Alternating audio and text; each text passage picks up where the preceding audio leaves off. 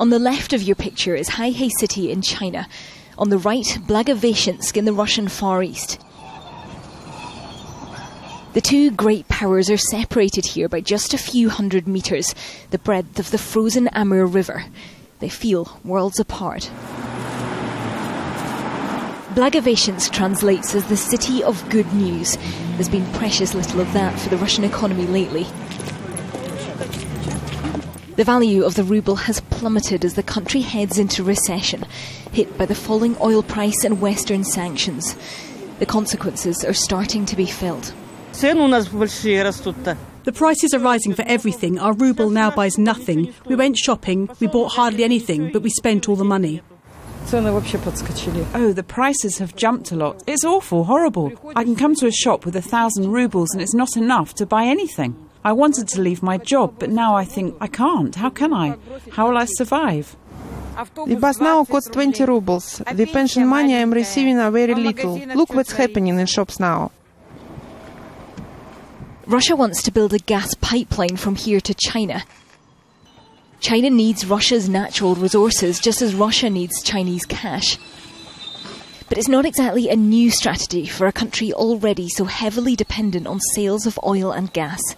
There were plans, in fact there still are plans, to build a bridge across to make this a major trade gateway between Russia and China. On the Chinese side they've built the rail link and the infrastructure. Over here on the Russian side, as with so much of the Russian economy, the promised development has so far largely failed to materialise.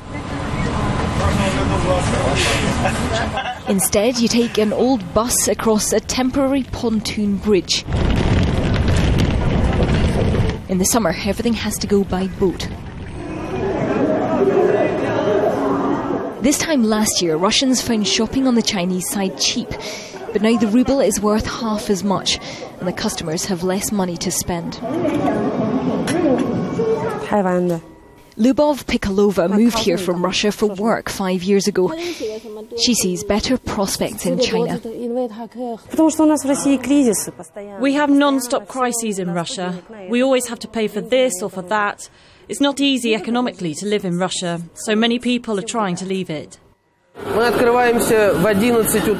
on the Russian side, we met Dmitry Gudzovsky, who runs 2 Chinese restaurants here. He's the sort of entrepreneurial small businessman Russia is supposed to be encouraging. Instead, he told us about the constant battle with bureaucracy and to stay on the right side of the many laws. Not a single businessman will tell you on camera that he is paying bribes. But you should guess yourself.